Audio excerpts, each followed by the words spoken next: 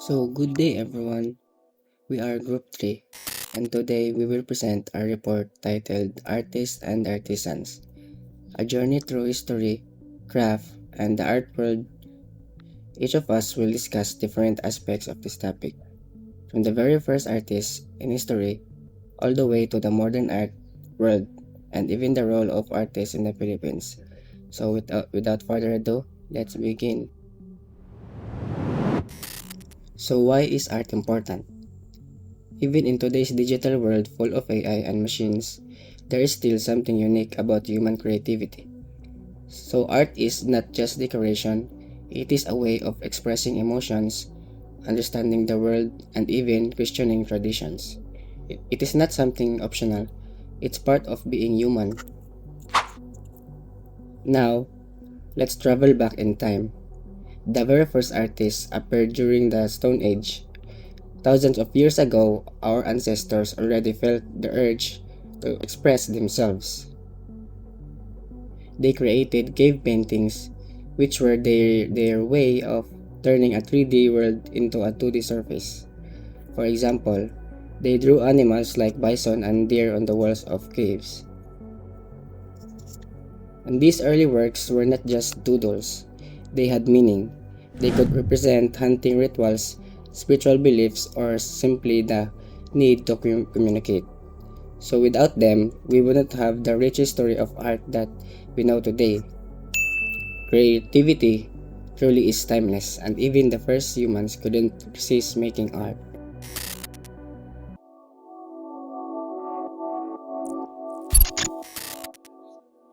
Hello everyone, I am the next reporter. My name is Zoran Dekoime and my topic is all about the artisan and the guilds. At first, artists were not considered special people. They were simply workers or craftsmen who created useful things like tools, houses, and textiles. Imagine a pot maker. Back then, no one thought of his pot as an artwork. It was just something needed for cooking.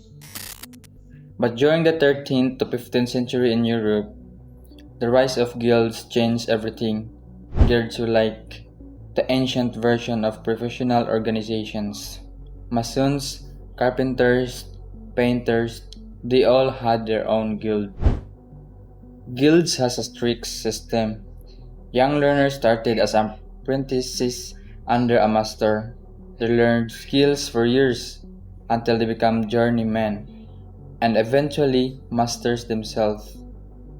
This system ensured that skills were passed on and improved.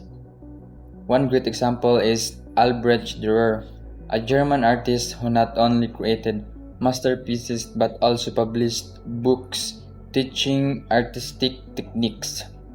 This showed that art was slowly moving from being just a craft to being recognized as knowledge. The idea of the artisan was leveling up into the idea of the artist.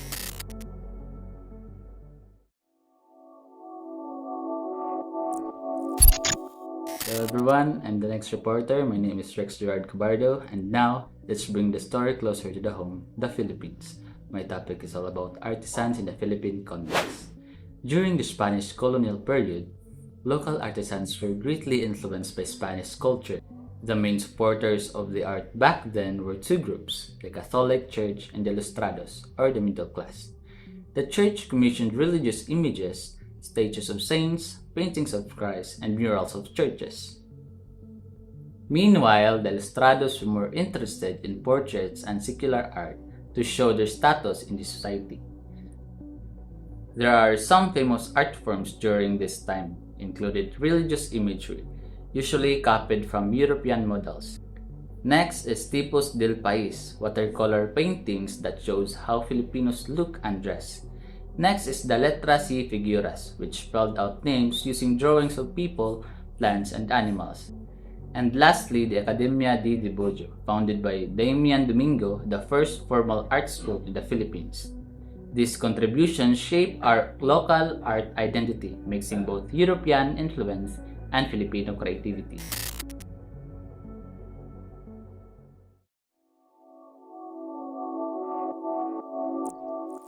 So, good day everyone. By the way, I'm the fourth reporter. So my topic today is about the Renaissance artist and the studio. During the Renaissance, the craftsman finally became recognized as the artist. What changed? Before, artisans were seen as anonymous workers, but during that time, artists started signing their work proudly.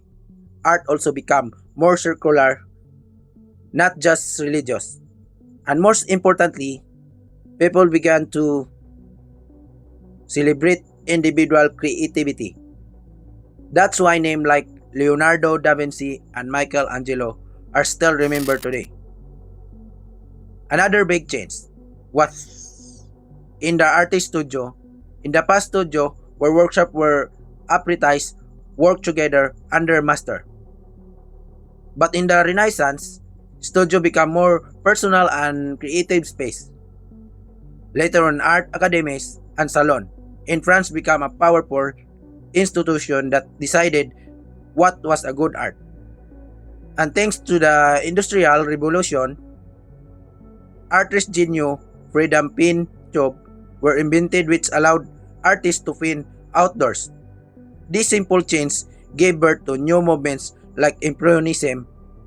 The Renaissance truly transformed both the role of the artist and the way art was created.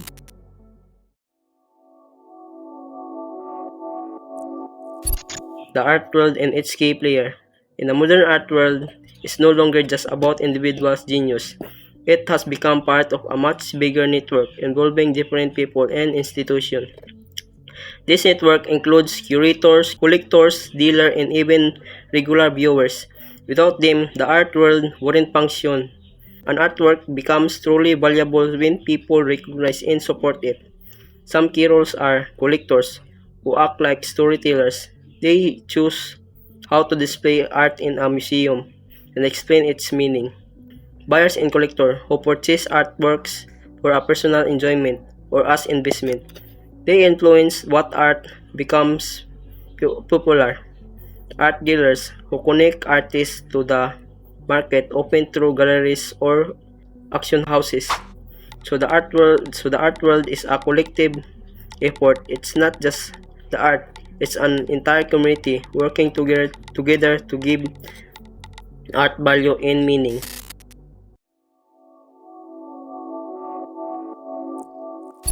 So, I'm the next reporter, and in this presentation, we will discuss the art production process. Artwork goes through a process which we can divide into 3 stages. The first stage is pre-production. This is when the artists brainstorm ideas, research, and prepare their materials. It's the planning phase before creation starts. The second stage is production. This is the actual creation of the artwork, painting, sculpting, filming, or designing. This is the stage most people imagine when they think. The last stage is post-production. Once the artwork is done, it needs to be shared with the world. This means preparing it for exhibition, promotion, or online sharing. Without this stage, the artwork stays hidden. Each stage is important because together they can complete the journey of turning an idea into a piece of art the others can experience.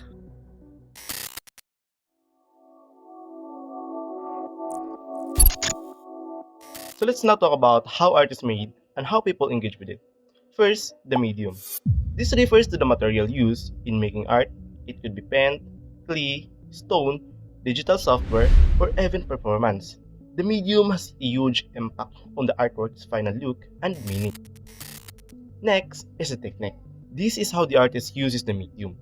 Two painters can use the same pen, but the way they apply brushstrokes or mix colors can result in completely different artworks. Finally, engagement.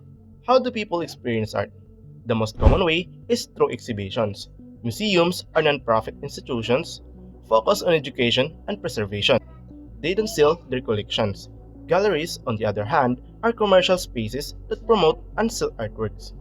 This shows that art is not just about making, it's also about sharing and experiencing.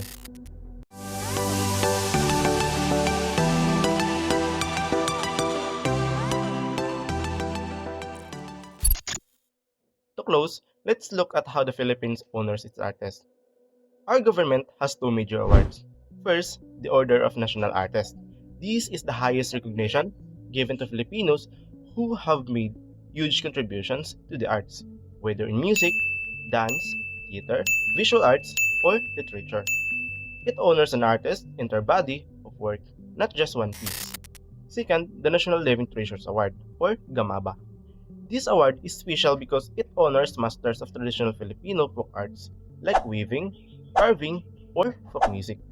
The goal is to preserve and promote these traditional skills so they are not forgotten by future generations.